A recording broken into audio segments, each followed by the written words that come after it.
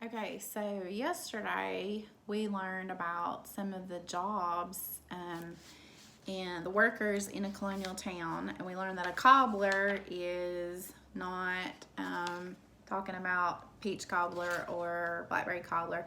A cobbler is someone who works on shoes, right? They either repair shoes or they make shoes, and no two shoes are exact. Actually, he does make all shoes exactly alike. The left shoe and the right shoe is exactly alike. There's not a left and a right shoe. They're both the same, right? Okay, so another job is called the hatter is another job. It says the hatter made hats mostly from beaver skin. So you have the beaver, the animal, and they make hats. He makes hats from the beaver. Then we have a blacksmith, and it says there's a blacksmith in every colonial town. And the blacksmith made iron shoes for horses and for oxen. He made iron pots and nails and tools. The blacksmith was a dentist too. He had only one cure for toothaches. He pulled out the tooth that hurt. So there you can see. Interesting. Ugh. We might not be left with a whole lot of teeth if we went to him to be our dentist, would we? Okay, the pewterer is right here. The pewterer made and mended pewter spoons, plates, and mugs. So he's going to help make their spoons and plates. And the tanner it made leather from animal skins. In colonial days, people wore leather breeches, leather aprons, leather caps, and leather boots. They used leather buckets, rode on leather saddles, and drank from leather mugs. The tanner was a busy man. So there is the tanner. Okay, it's another job. Then we have a silversmith. Oh, he made silver spoons, plates, and cups. There were no banks in colonial days, so instead of taking money to a bank, people brought their silver coins to the silversmith. The silversmith melted the coins and hammered them into beautiful silverware. Paul Revere was a famous silversmith. Some of the silverware he made can be seen in museums. And also, I believe that you're going to be learning about Paul Revere.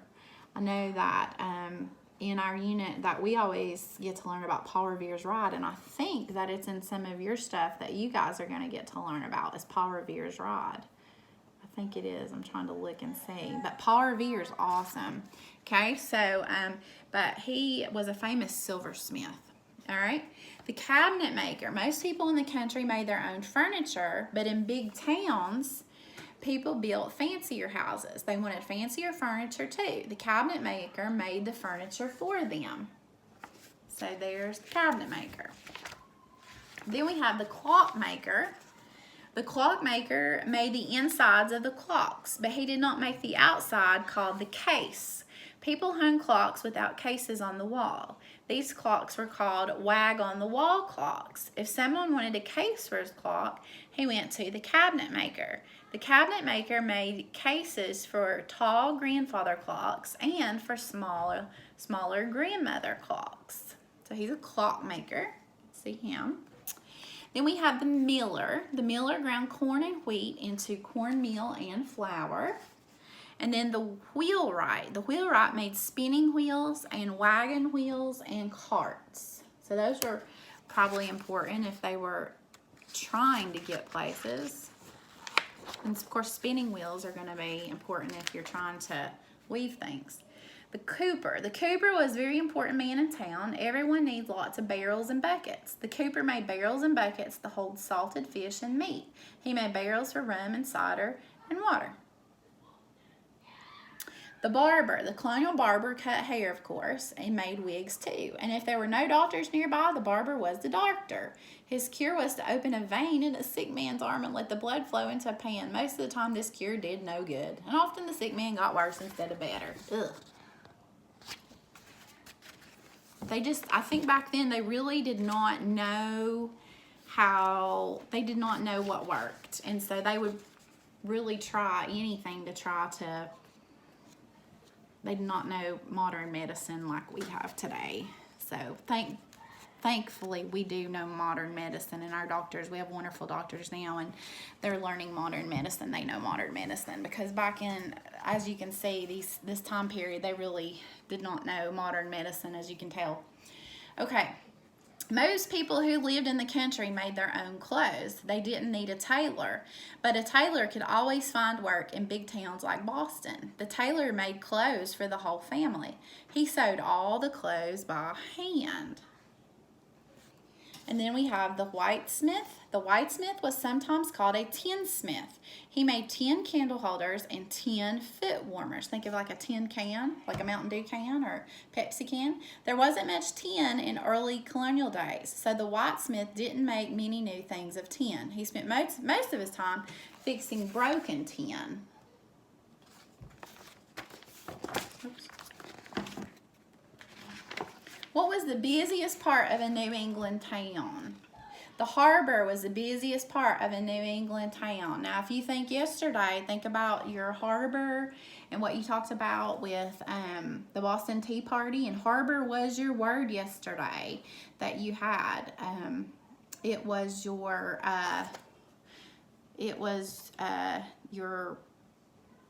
word work that you did. And a harbor is a protected body of water that is deep enough for ships to set their anchor down.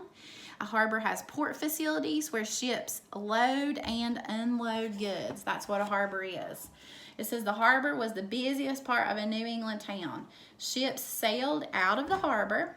Ships sailed into the harbor. Trading ships sailed out of the harbor.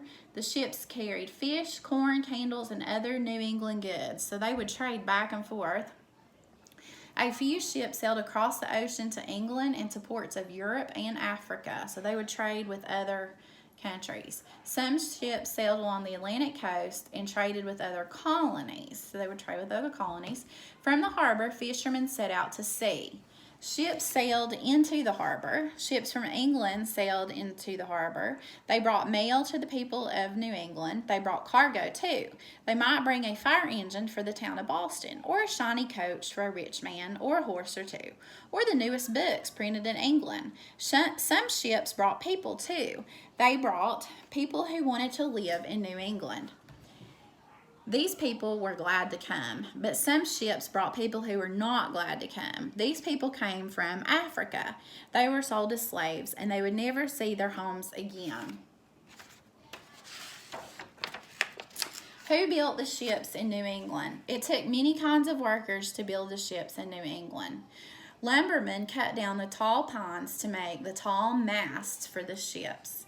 Carpenters built the wooden parts of the ships. Rope makers made ropes for the ships. Sail makers made the ship's sails. Blacksmiths made nails and anchors and other hardware for the ships. Coopers made barrels to hold food and drink for the long voyage. Sailors and captains sailed the ships. Ships and shipbuilding kept many, many men busy. There you can see a picture of the ships. And we finished our book. So today, what you're supposed to do for your writing task was to draw and write in response to today's writing journal prompt. And it was, why did the colonists want to make their own rules and not follow the King of Great Britain? So, and you can think about that and think about why they did not want to follow the King of Great Britain. And so write that, and also be prepared to share with me something on paper that I'd like for you to take a picture of and send to me by Friday. You've got 2 writing prompts, writing and drawing in response to the things that you've been working on with your parents. And I would love for you to take a picture of that writing and send that to me by Friday so I can see what you've been doing. I love seeing your work. I love seeing what you guys are doing. So I'd love to be able to see what y'all are doing. So I will talk to you soon. All right, bye.